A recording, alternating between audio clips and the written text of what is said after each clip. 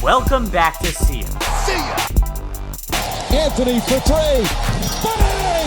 That one goes down, and the game is tied. I'm William Rosen. I'm John Burr. Deep to right field. There it goes! See ya! Every New York sport, every minute. New episodes every Thursday. Welcome back to See Ya, a New York sports podcast. Taken from the legendary Michael Kay phrase, there it goes, see ya. I'm William Rosen. I'm John Burr. And today we're joined by Mitch. Mitch, introduce yourself a little bit. Yeah, well, first, guys, thanks for having me. My name is Mitch Trzeciak. I am an umpire here in the AA Eastern League. And you guys were in attendance yesterday at the Somerset Patriots, the Thursday afternoon camp day game. So you guys were front and center right behind me as I was working the plate. Yeah. And yesterday afternoon, me and John wanted to take a look at who was umpiring, and we saw Mitch, called his name, and you said you don't really hear that much. No, I sure don't. I can't say I hear many good things, but by name was interesting. I was going to ask how you guys found. I mean, box scores are readily available, so I'm guessing that's how we ended up here. Box score and MILB app. MILB app. Yeah, yep. I use that thing every single night. That's the only way that we get to watch playback of all the games that we work. So, yeah, the MILB app is a lifesaver, and that's how all the families and friends get to watch back home too when we're on the road. First pitch. Yeah. Good app. Yeah.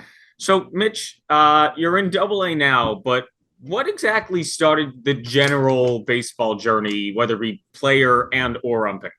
Right. So I think like most guys, I played all the way through my 5 years in college. I spent 3 years at a school in Indiana and then 2 years at a school in Tennessee called Carson Newman University. I graduated from there in 2016. I'd been umpiring kind of on and off at that point since I was 17. So we're going on 12 years at this point. But that back then it was the hobby for gas money. So I'm pretty sure I umpired my first game at my little league program when I was about 17 years old. So this is back in 2010, 2011. I didn't seriously pick up umpiring until would have been 2018. So I had been out of school for a year. And I had tried coaching. I coached for 2 summers with my old travel ball academy, and then was trying to get involved in the local high school association with umpiring. It's kind of how it started. And I was sitting around the living room with my family at Christmas back in, it would have been 2016. And my uncle at the time had mentioned something about minor league umpiring. I had told him I wanted to have a full high school umpiring season. And he mentioned minor league umpires because I had a cousin who pitched for a while with a couple different clubs in the minor leagues and the major leagues. And he said that he remembered all the minor league umpires being, kind of young. And some of them were former players. So we checked it out. We figured out, okay, how do you become a minor league umpire? And so the Google search led me to Umpire School. And then I was enrolled about 10 months later in Umpire School. And I went in January of 2018. Didn't get hired right away. I spent about half of a short season, half of a shortened rookie ball season in the Coastal Plain League. They were affiliated with minor league baseball back in 2018. I was there for, I believe, 6 weeks before I got hired to the minor league staff. So I spent 6 weeks in the Gulf Coast League in 2018. So I got hired, I think, mid-July and finished right at the end of August. And then 2019, went to my first minor league spring training, extended spring training after that. And then I was in the New York Penn League when that was still around. So back in this neck of the woods, the Staten Island Yankees, Brooklyn Cyclones, which Brooklyn's still around, migrated to the High A, what was called the High A East League, now back to being the South Atlantic League. And the Brooklyn Cyclones are in that league now. Staten Island obviously is gone. Hudson Valley was in that league, and they've now migrated to that High A League as well. So that was 2019. 2020 was the year, obviously, that we all took off in the minor league system, and then spent last year in High A in the Midwest League, and was there to begin the year this year. I was there for about 2 months before I came up to the Eastern League right at the end of May for that first series at the start of June. So is that like a promotion? Like you get promoted? Mm-hmm. Yeah, we get promoted. A lot of people ask that. They ask, how do we get, how do we move up? And it's kind of similar to the players.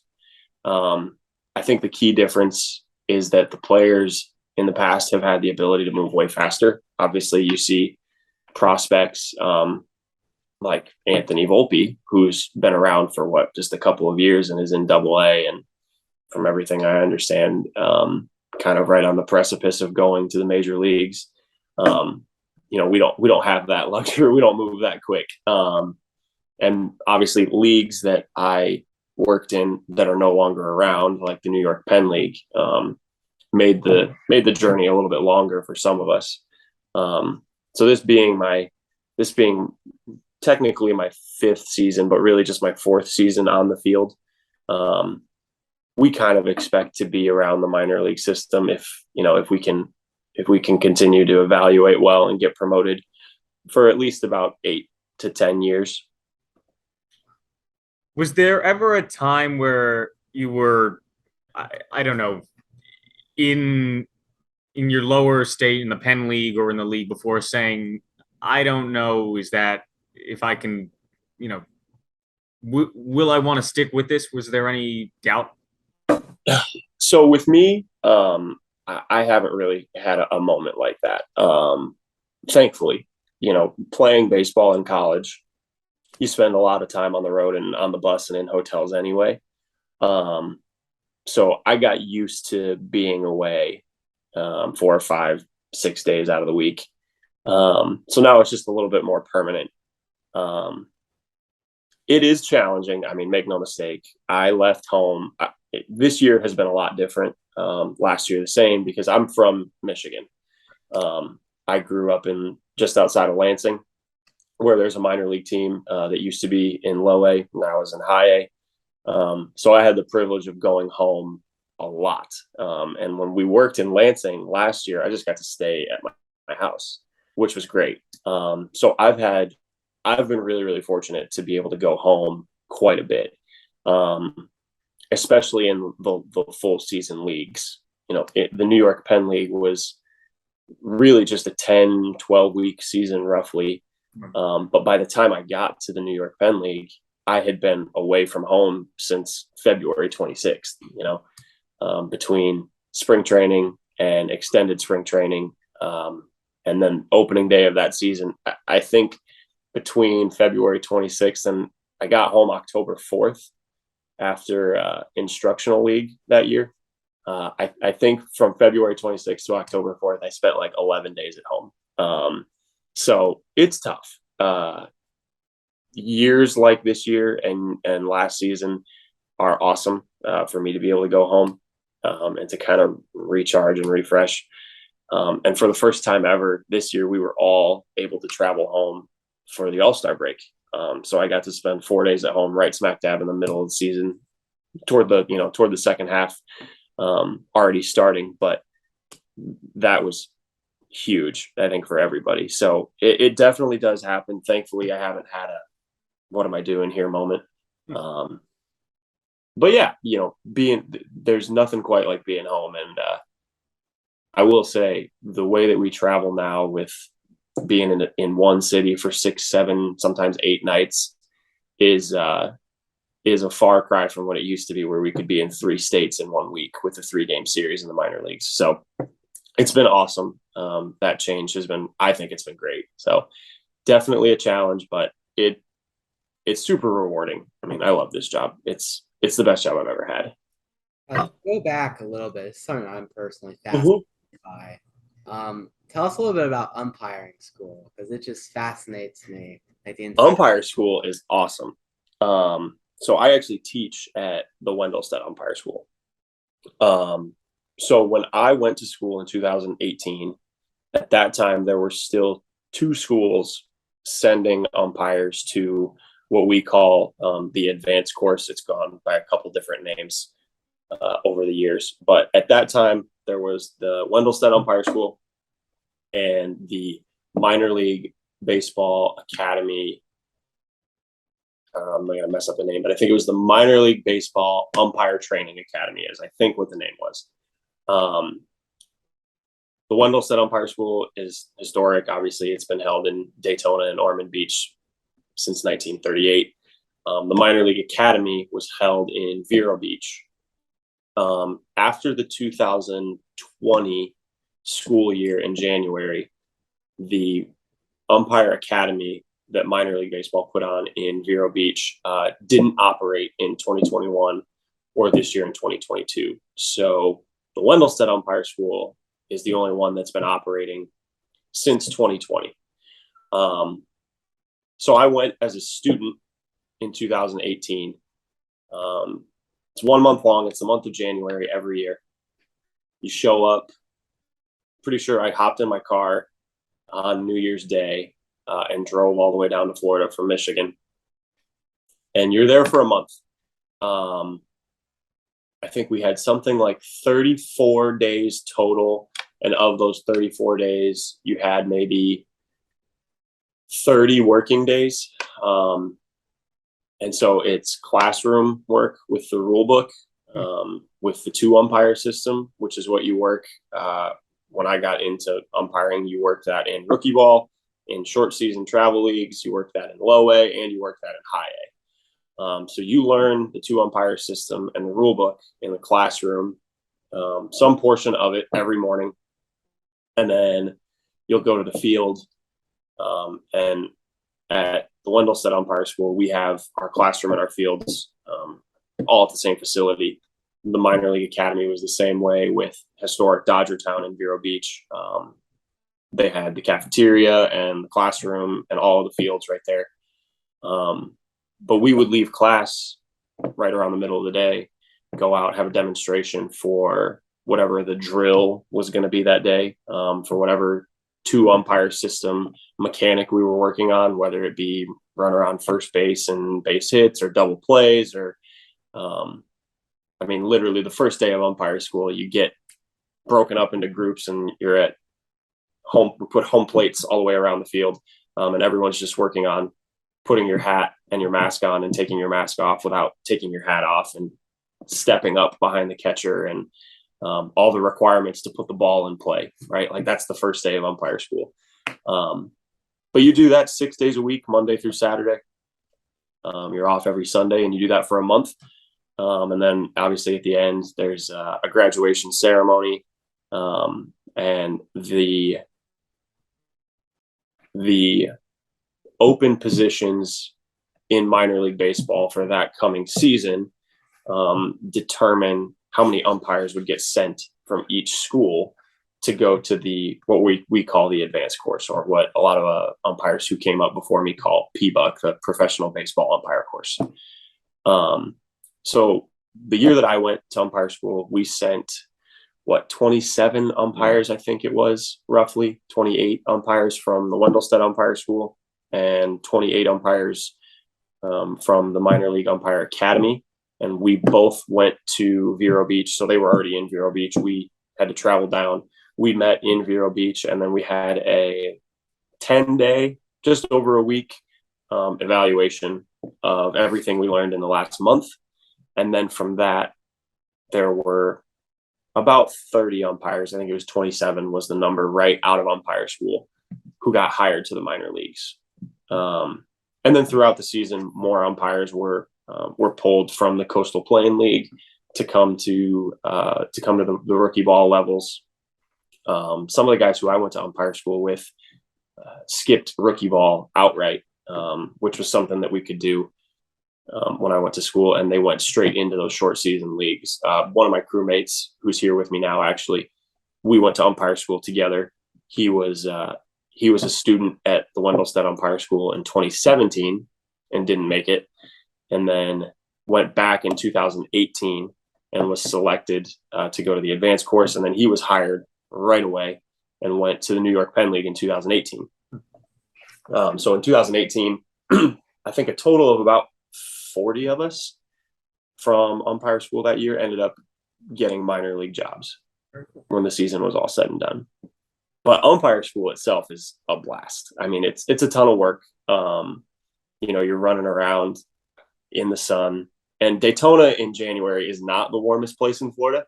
I remember the year that I was there as a student, I was wearing compression tights, and I was wearing like jogger sweatpants underneath my base pants because it was so cold and windy and rainy. But it's a blast. I mean, you can't trade the value of umpire school with anything. Some of my best friends, I stood in one of my best friend from umpire school's weddings a year after we were there. 2 of them now. 3 of them now. So, umpire school is a blast. But yeah, every January, man. That's very cool. Yeah. And when you got to high A, like you got there last season into this beginning of this season, and then you got the word. What was that kind of like? Were you like, Mitch, you're now in Double A, or what? How does that like actually transpire? So this was the first time since I was a rookie, or since I went to umpire school when I was just starting out, that I had been promoted during the season. When I got moved from rookie ball to the New York Penn League, that was like an off-season move. So one day I just looked up at my virtual office that we have, and my league had changed from New York Penn League to Midwest League, or from Gulf Coast League to New York Penn League. But the first time that I got called was in 2018, was from our director. So our director called me while I was sitting down having lunch, and he said, "Hey, you're gonna," obviously he said, "Congratulations, you're gonna be a minor league umpire. You're hired. You're gonna report to the Gulf Coast League on such and such date." This year was cool. I was in Cedar Rapids, Iowa, which was one of the 2 cities that I didn't get to go to in the Midwest League last season. So I was in Cedar Rapids, Iowa, and I had rolled over at about 9 a.m., and I had a missed call from one of my supervisors. And I went, "Oh boy." And your first instinct when you miss a call from your boss is, "Oh boy, what did I mess up?" But nothing had happened recently, so I didn't really think much of it. So I picked up the phone and I called him back. And I said, "Hey, Tyler, how's it going?" And he goes, "Mitch, you check your email yet?" I said, "No, Tyler, I haven't." He goes, "Why don't you check your email? Call me right back." I said, "Okay." I hang up the phone, look at my email, and it's a list of moves. We call them moves. There's a list of moves. So somebody from the Eastern League was going to AAA. And so it was kind of like a transaction. Yeah, it was like a trickle down effect. So I was like, this AAA umpire or this AA umpire is going to AAA with this crew. This high A umpire is going here. So one of my friends from AA, who was a crew chief of his crew, had been promoted to AAA. And so I was the move from high A to AA that corresponded. So saw the email and was like, all right, cool. This is great. This is awesome. I wanted to be in AA from the start of the year, obviously. So I was just working in high A, hoping that it was going to happen this season. I read the email, picked up the phone, called my boss back, and he answered. He goes, "Hey, Mitch, how you doing?" I said, "Tyler, I'm doing pretty well, thanks." He congratulated me, and no, it was a really cool moment. I had my girlfriend in town at the time, and we had just been talking about how I didn't think I was going to go anywhere for a little while, and lo and behold, of course, like the next day the phone rang. So that was really cool. And it was great to have her there too. And we got to celebrate.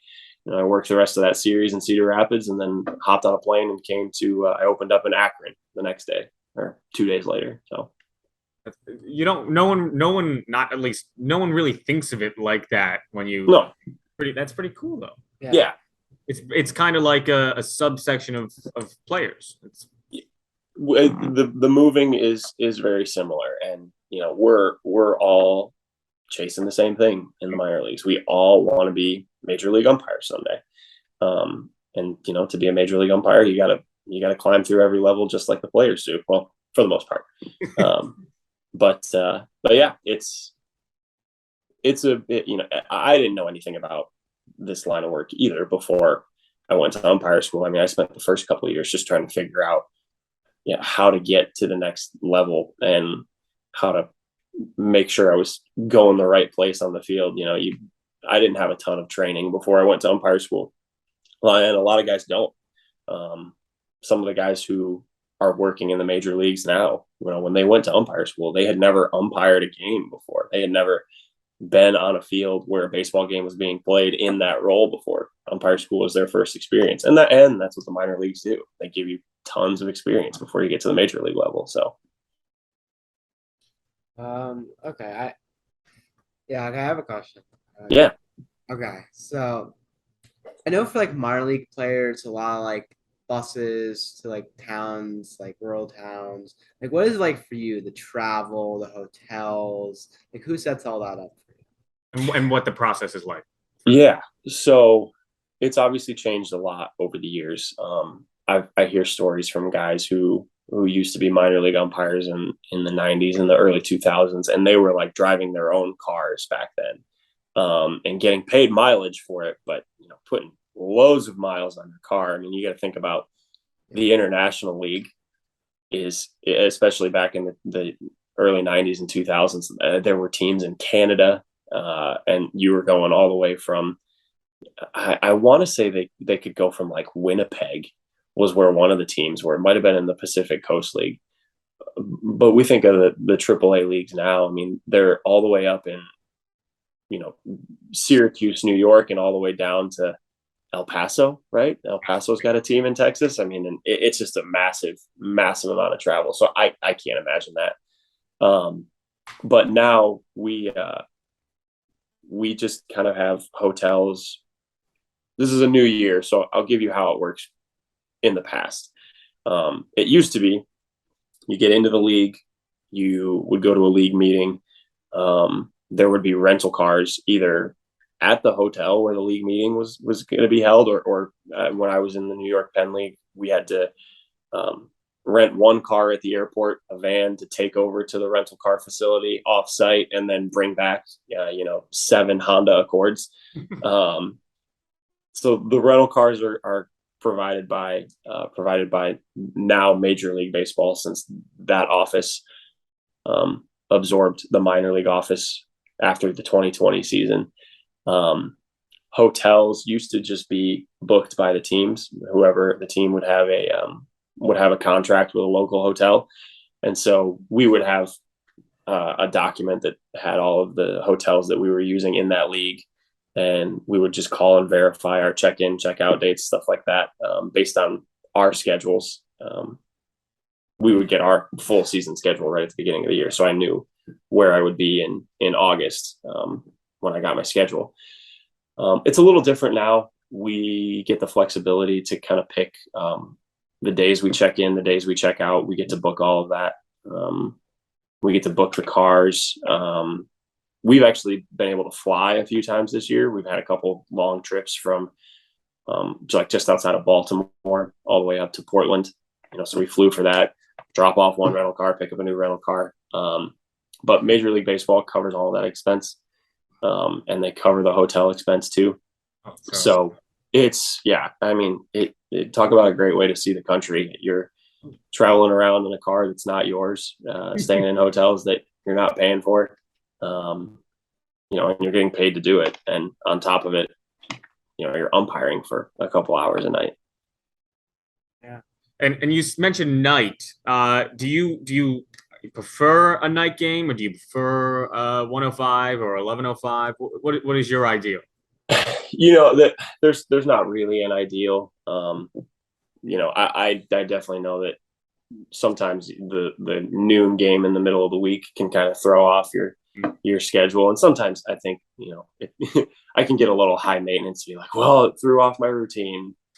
My routine's pretty much wake up, have breakfast, have my coffee, read, go to the gym, come back, relax, have lunch. There's not a whole lot that it's throwing off by putting a game right smack dab in the middle of the day. So I will say yesterday was one of the warmer days for sure. Yeah. That we've had lately. He thought it was absolutely blistering. I did not, because last year we went to a Somerset game. It was 100 degrees out. I can only imagine it was worse for you because you were like in all the gear and. Well, I'll tell you this. I came through the Gulf Coast League, and the Gulf Coast League is some serious heat because you're working in Florida, sometimes Central Florida, from June until August. At noon every day. I mean, it is smoking hot. I still have my plate pants and my base pants, I think, from that season. I mean, and they're so faded from the sun and the sweat. If you can make it through the Gulf Coast League, working a day game in any other league really isn't all that bad. Yesterday wasn't the worst by any means. It was a little breeze and there was some cloud cover. It was nice. I will say we were in Bowie, right outside of Baltimore, Maryland, a couple weeks back, and I had obviously the way we rotate, the days that I have the plate are pretty predictable. It's like Thursday, Sunday. And the Thursday game, clear out of nowhere, was right in the middle of the day. So I had 2 day games behind the plate, Thursday and Sunday. And Thursday was smoking hot. It was like 94 degrees with like 96% humidity. I never want to do that again. But that's how July and August go in the summer. I saw them giving out cups of water for you guys. Yeah. Reggie is the ball boy, and I think Reggie gets sick of me working the plate because I'm bugging him for water every half inning. As he drinks a cup of water now. Mm-hmm. Nice 7:05 game tonight. It's nice and cool here in Bridgewater, New Jersey. So I don't think we'll have any issues with that tonight. Bridgewater versus, what would you say is your favorite city to be in? As far as like the cities themselves go, yeah, like the tourist aspect of it, yeah, man. This area is so great. Obviously I'm biased toward cities in the Midwest League because I got to be at home. So shameless plug for the state of Michigan and Lansing and Grand Rapids. I think they're awesome. As far as being in this region, though, I loved being in the New York Penn League when I was up here 3 years ago, and I love being up here now. There's so much to do. There's so many cool places to visit. When Williamsport was a minor league affiliate, I loved going to that town. I don't know why. We didn't spend any time really at like the Little League World Series facility. It was just like a cool town. I don't know. Reminded me of home a little bit, I guess. Williamsport was great. Being here in the Eastern League, traveling up to Portland is super, super cool. I love being right by the water and going to grab a lobster roll before the game. It's pretty cool. Bowie was a great setup for us too, because we were right outside of Annapolis. To go tour the Naval Academy was super, super, super cool. There aren't bad. There used to be some bad cities, but there aren't bad cities like Trenton.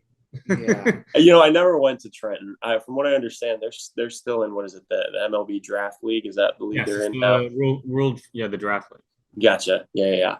I never got to go to Trenton. I know it was nothing you're missing there. All right, I'll take your word for it.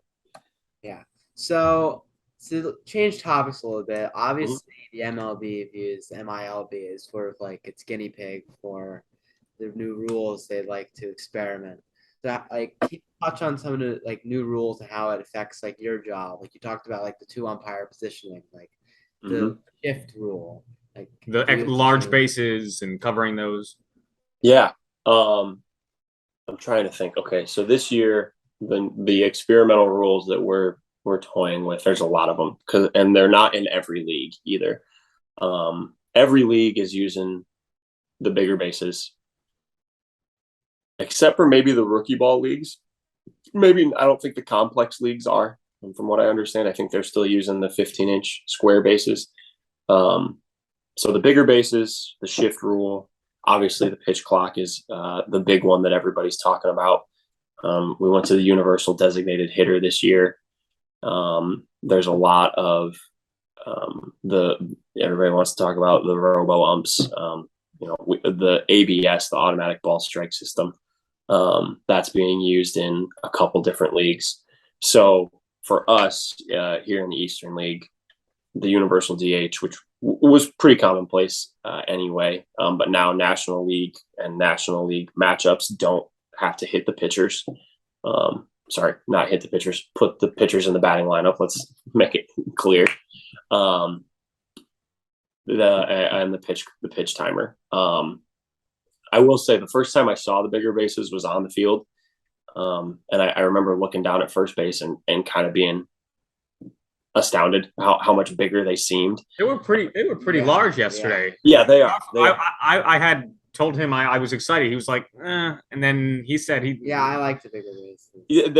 It's kind of surprising how much different they are than the 15-inch square bases. So I believe the measurements are 18 inches square. And it does add. I do think I don't see players. I don't see batters running into first baseman as much this year as I maybe have in the past, but maybe that's just circumstance or maybe that's just coincidence.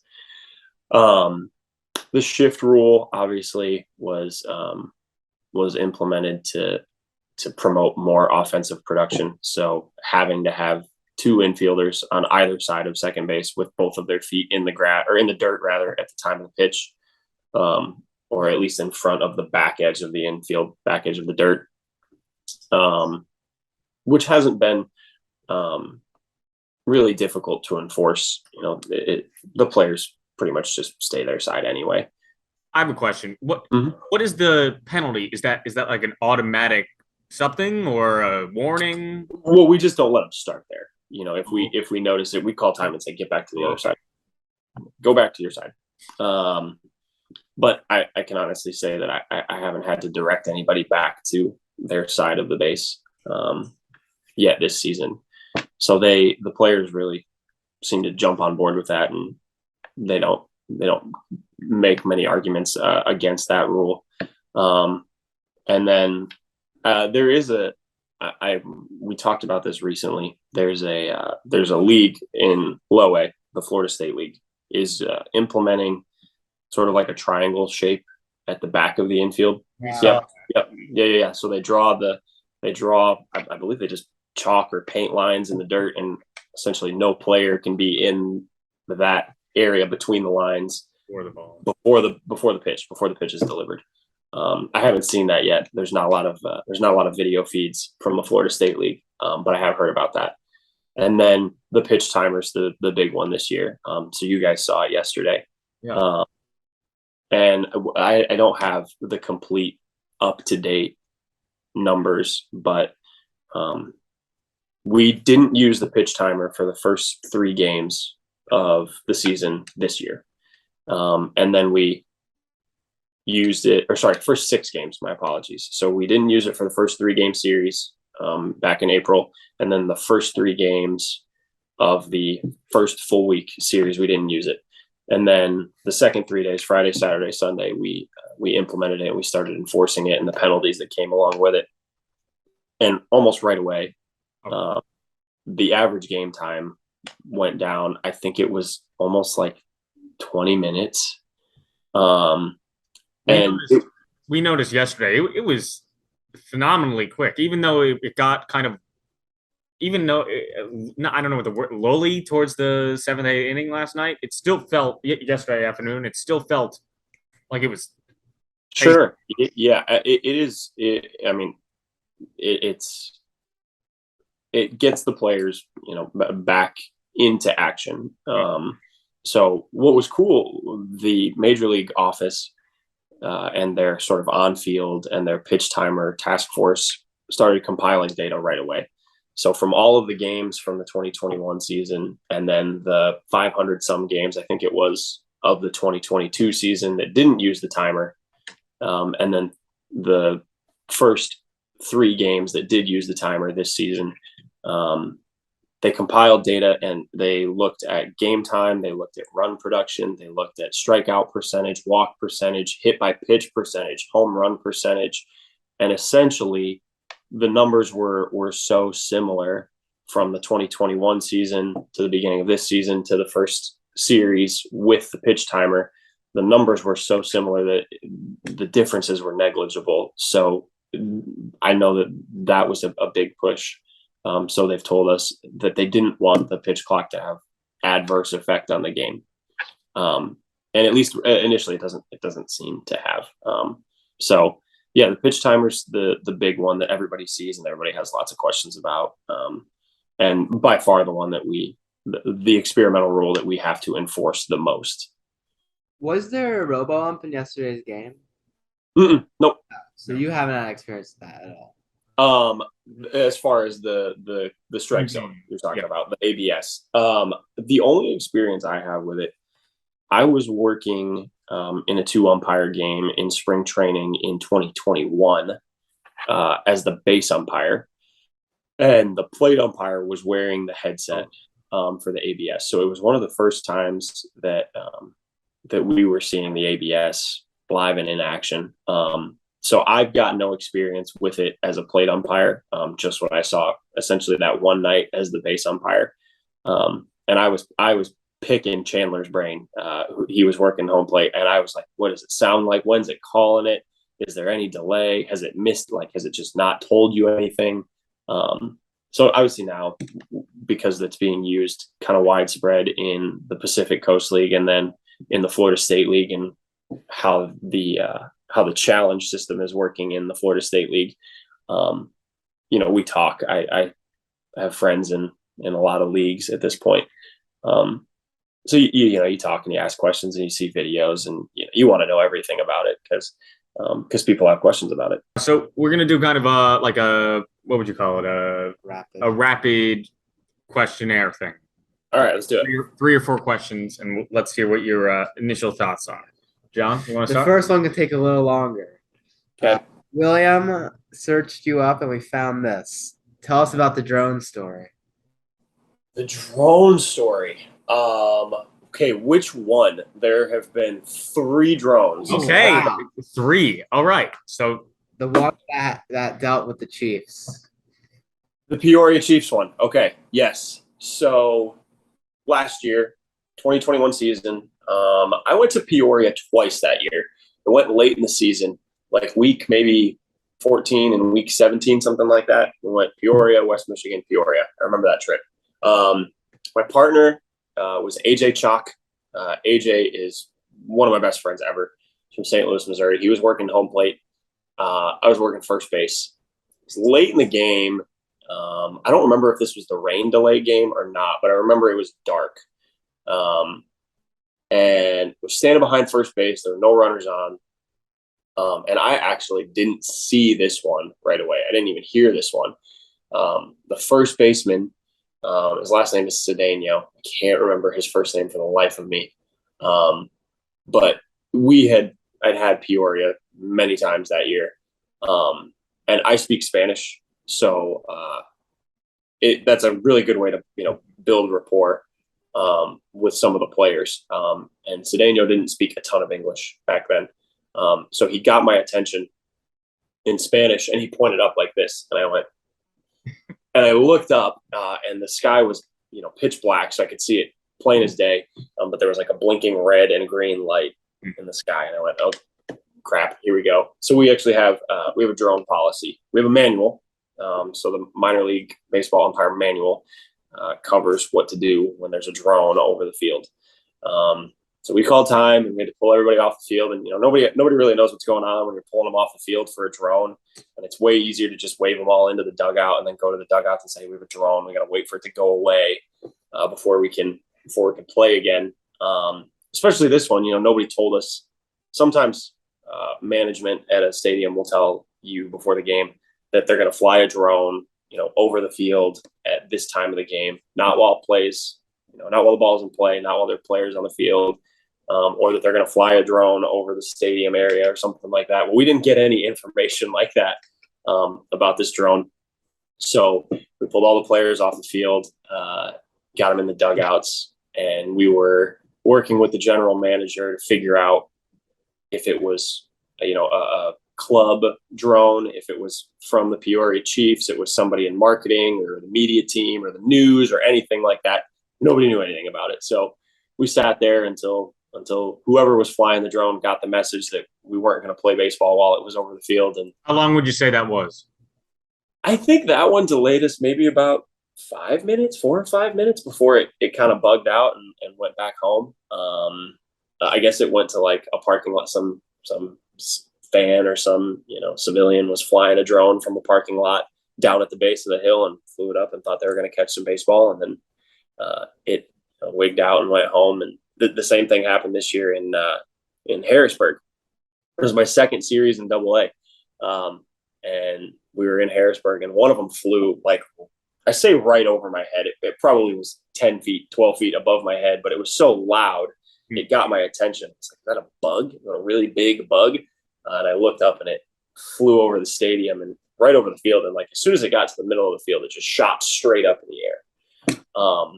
So I called time, and I was working third base, and I had to walk down to my crew chief and tell him there's a drone on the field. And I just kept pointing up like this, and nobody could see it. It was so small. So it's like, we got a drone. We got to pull them off the field. We do it, and we get them off the field. And, same thing. It hangs out over the field for a while, maybe a minute or two, and then bugs out and goes home. And we started the game back up. I think it was like the middle of the seventh inning, or it was like the bottom of the seventh inning, something like that. We went out. We finished it was the top of the seventh. We finished the top of the seventh. And in the middle of the seventh inning, another drone had flown over the field and was lingering between half innings. And luckily went away for about a minute too, and we finished the seventh inning, and we didn't see any more drones after that. But yeah, the drones are becoming really, really prevalent. It's easy for me to sit here and kind of smile about it and laugh about it, but it is a little bit unnerving when some unpiloted aircraft flies over the field and just hangs out, and you don't know where it came from or who's flying it. So it is a little unnerving, which is why we have safety precautions for this sort of thing. But yep, 3 drones in just a quick 2 years. That's more drones than I've ever flew, I think. Yeah, I want to get into drone photography because it seems cool, but not at minor league parks. Not over minor league parks, yeah. And then another thing is, what would you say, either physically or like movement wise or eyesight, is the toughest call to make, in your opinion? Man, seeing plays and getting plays right is really kind of dynamic. There's no way to just stand in one place and see everything that you need to see. You guys were there for the play at the plate yesterday, right? I mean, that was pretty close. That was, in my opinion, a really close play at the plate. And a lot of things happened there that unfolded. I mean, for what I had to do from my vantage point, right? I think we had a right-handed batter. So for that ball to get put in play to second base, for the second baseman to make a diving stop, I've got to watch that. I know there's a runner at third base. I know he's going to want to come home. For there to be a play into first base, I got to watch something over there and make sure that the batter doesn't leave the runner's lane. And then all of a sudden the play develops into second base. So I got to move and see that. I mean, I'm not moving a ton really at that point, but then redirect and see that. And then all of a sudden the play happens into home plate. And then you've got to put yourself in a position to make sure that the catcher's not doing anything illegal and the runner's not doing anything illegal, and then make sure that you see the moment that they come together. I can't say that anything's more difficult or easier, because they can all get a little bit hairy at any moment. But like that, that play right there is, there's just a lot of stuff happening. I will say with the third base umpire in the middle of the infield, in the 3-umpire system, with runners on first and third, and like a potential, or first and second rather, and a potential for a double steal. It kind of stinks because you sit there and wait and you hope that wherever the throw goes, that you're in the right spot to see that, because you can't go very far. And you just got to hang out, and you can't do anything. You really got to let the play develop, so you don't get the best look at those plays. Thankfully, those don't happen a ton. Okay, the last question I think we have here. So, like home plate, first base, third. What is your favorite umpiring position to be around the field? What gives you the most fun? You really can't have a favorite. They're also different. Obviously the inherent stress that comes with being the plate umpire and having to make all of those decisions, all night long. But you don't have to run around as much. As the third base umpire, you don't really have a lot of plays. But man, you're running a lot. I mean, anytime a ball's put in play, you're running somewhere. In first base, those are the big camera decisions that everybody sees. So they're all just so different. They all require you to be really, really focused. Nothing's so much greater or so much worse. We all love this job. Makes sense. So guys don't, wake up and go, third base, gotta go work home plate tonight. Like, it's part of it. We love it. Makes sense. Yeah.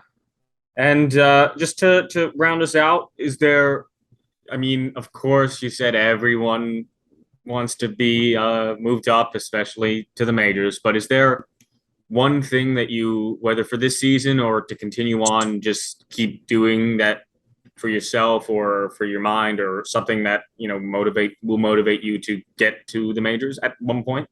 Yeah. You hit the nail on the head. We all want to be major league umpires. So we all know that we're going to be here for a while, and we've got to develop. So, going into every game with that mindset of this is preparation, and we've got to come in focused for everything.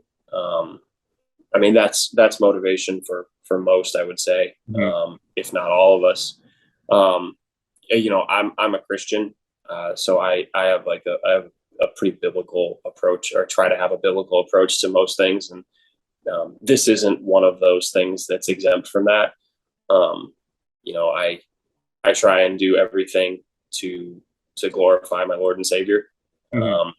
Colossians 3, work heartily for the Lord. That's where I get my motivation. This is the place that God has put me to work, to fellowship, to be with my crew, to share the gospel and give account of the faith that I have.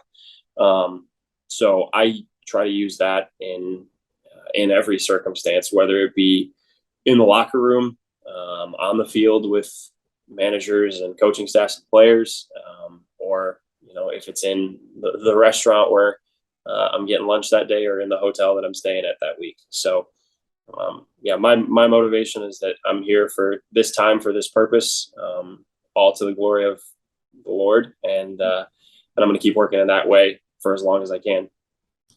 Well, Mitch, we can't thank you enough. Jon had something very urgent. I don't know why. No, not a problem at all. I'm glad you guys reached out. This wouldn't have happened if there was never a call yesterday behind the plate. That's it right there. I turned around. Was Jon wearing a University of Michigan hat? Is that what that is? Jon was wearing a University of Michigan hat for some unknown reason. He met on the we going on the train. I said, "What are you wearing?" He said, "Take a look." I said, "Okay." University of Michigan hat. It was almost like he was trying to get my attention. It's a lifelong Michigan State fan. Didn't know that. He'll definitely hear this later. Right. No idea where it went, and I won't ask. But Mitch, thank you so much. And yeah, this will be on Spotify and probably YouTube and Apple, and we'll give you everything after. Yeah. No, that's awesome. I appreciate you guys reaching out by any means. If you guys want to talk again, I'd be more than happy. That'd be great. And we'll definitely be at some more Patriots games within either this year or next year. But yeah. Well, I will definitely be here in 2023. I think I can say that pretty confidently.